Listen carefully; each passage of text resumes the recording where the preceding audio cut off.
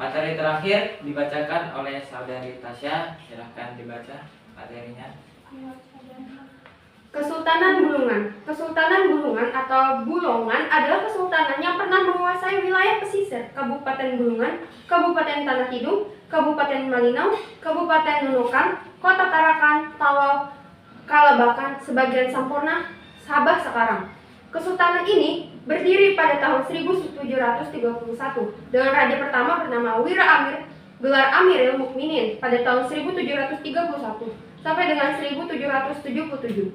Dan Raja Kesultanan Bulungan yang terakhir atau ke-13 adalah Datuk Tiras gelar Sultan Maulana Muhammad Jalaluddin pada tahun 1931 sampai dengan 1958. Kuanyi adalah nama seorang pemimpin suku bangsa Dayak, Hupan atau Dayak Kayan karena tinggal di hilir Sungai Kayan. Mula-mula mendiami sebuah perkampungan kecil yang penghuninya hanya terdiri atas kurang lebih 80 jiwa di tepi Sungai Payang, cabang Sungai Pujungan. Karena kehidupan penduduk sehari-hari kurang baik, maka mereka pindah ke hilir sebuah sungai besar yang bernama Sungai Kayan. Suatu hari, Kuanyi pergi berburu ke hutan, tetapi tidak seekor pun binatang yang diperolehnya, kecuali seruas bambu besar yang disebut bambu betung dan sebutir telur yang terletak di atas tunggal kayu jemlai. Dari bambu itu keluar seorang anak laki-laki dan ketika telur itu dipecah, keluar pula seorang anak perempuan. Kedua anak ini dianggap sebagai kurnia para dewa. Kuanyi dan istrinya memelihara anak itu baik-baik sampai dewasa. Kisah Jawiru dan Melayu Suri ini diabadikan dengan didirikannya sebuah monumen telur pecah. Dalam perjalanan sejarah keturunan, lahirlah Kesultanan Bulungan. Setelah Kuanyi wafat, maka Jawiru menggantikan kedudukan sebagai ketua suku bangsa Dayak atau Hupan. Kemudian Jawiru mempunyai seorang putra bernama Parananyi. Parananyi tidak mempunyai seorang putra, tetapi mempunyai seorang putri yang bernama Lahaibara, yang kemudian kawin dengan seseorang laki-laki bernama Wan Paren yang menggantikan kedudukannya. Lahaibara mewariskan 3 macam benda pusaka, yaitu ani-ani atau kerkapan, kedebang sejenis tutup kepala, dan sebuah dayung atau bersairo. 3 jenis barang warisan ini menimbulkan perselisihan antara si Barau dan saudaranya si Munuwan. Akhirnya si Munuwan berhasil mengambil dayung dan pergi membawa serta peti mati Lahaibara. Sultan Bulungan, masa pemerintahnya dipimpin oleh seorang kesatria atau wira. Yang pertama ada Datuk Mencang, Singa Laut, menantu dari Datuk Mencang. Wira Kelana, putra Singa Laut. Wira Keranda, putra Wila Kelana.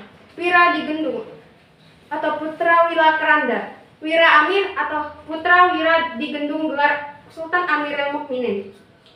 Masa pemerintahan yang dipimpin oleh Sultan Haji Muhammad pada tahun 1777 sampai dengan 1817.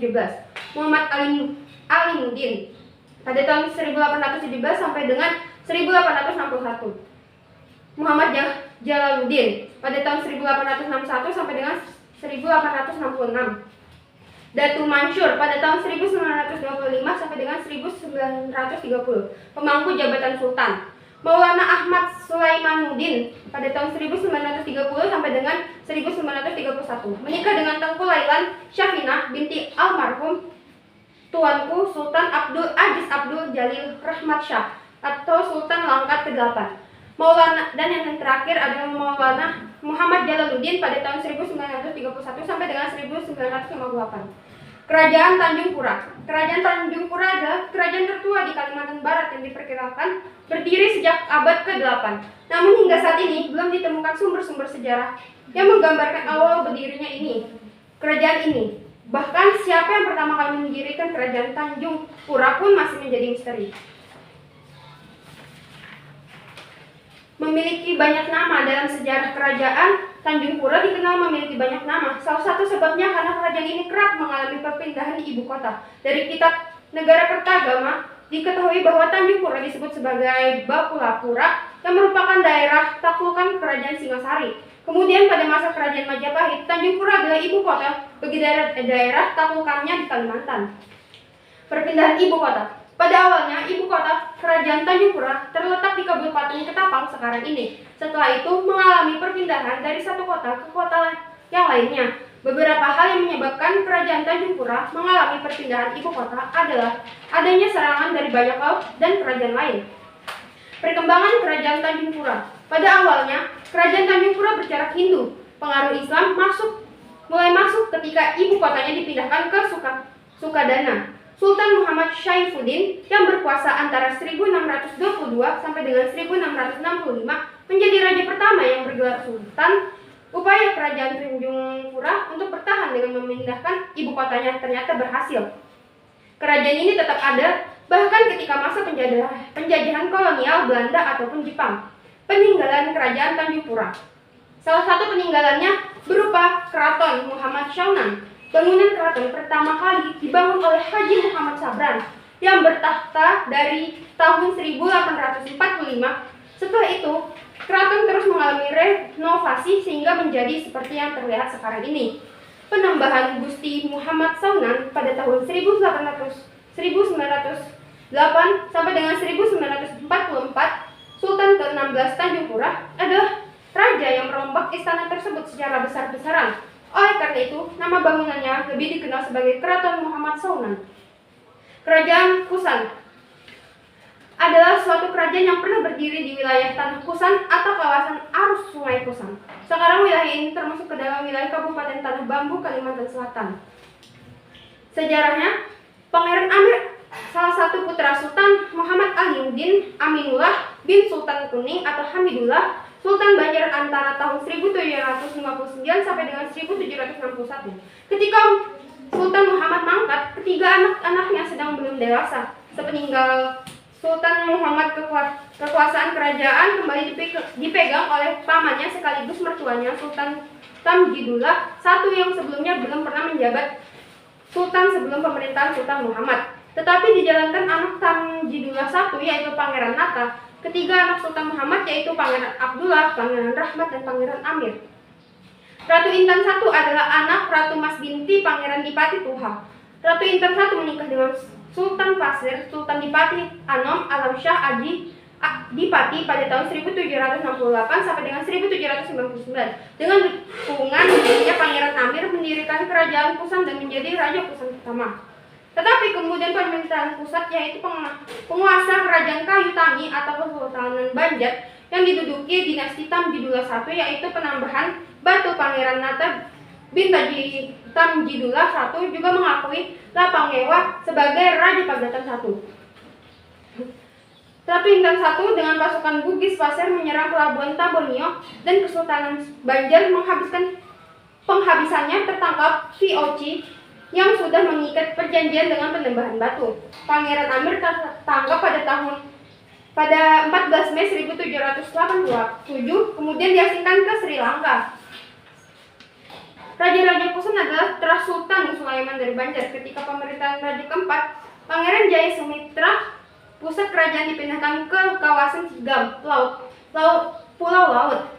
Raja-raja Kusan yang pertama adalah Raja Kusan I Pangeran Amir bin Sultan Muhammad Aliuddin Aminullah, Pangeran Aji Musa bin Pangeran Aji Muhammad sebagai Raja Bangkalan, Pangeran Muhammad Nafis bin Pangeran Aji Musa Raja, Pangeran Jaya Sumitra bin Pangeran Aji Musa, Pangeran Abdul Qadir bin Pangeran Aji Musa, Lapaliwang Arung Abdul Rahim, dan yang terakhir itu Arung Daeng Makau atau Ratu Senggeng.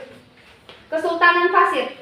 Masa pemerintahan kerajaan atau Kesultanan Pasir dimulai saat terbentuknya kerajaan ini pada sekitar tahun 1575, di mana Putri Betung diangkat sebagai raja pertama di daerah Sadurangas atau Pasir. Kemudian pemerintahan kesultanan tersebut terus berlangsung sampai berakhirnya kekuasaan pemerintah kerajaan Pasir pada masa pemerintahan Sultan Ibrahim Khaliluddin yang terjadi pada tahun 1906,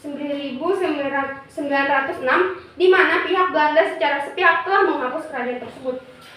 Mulai dari berdirinya kerajaan Pasir sampai masa berakhirnya kerajaan ini, telah terjadi beberapa kali perpindahan pusat kerajaan, yaitu Kuripan atau sekarang Amuntai Kalso adalah tempat asal muasal kerajaan Pasir. Desa Lampeser sekitar 27 km dari Tanah Grogot, Kalimantan Timur. Terima kasih atas materinya. Dari pembahasan tersebut ditarik kesimpulannya, awal mula kerajaan Islam didirikan karena kerajaan-kerajaan Hindu-Buddha telah dikalahkan oleh kerajaan Islam, sehingga agama Islam tersebar di seluruh Nusantara, salah satunya di Kalimantan. Di Kalimantan telah menyebabkan kerajaan-kerajaan Hindu-Buddha dikalahkan sehingga digantikan oleh kerajaan Islam. Adapun kerajaan-kerajaan Islam yaitu Kesultanan Banjar, Kesultanan Wangiri, dan lain sebagainya. Sekian dari kami. Wassalamualaikum warahmatullahi wabarakatuh.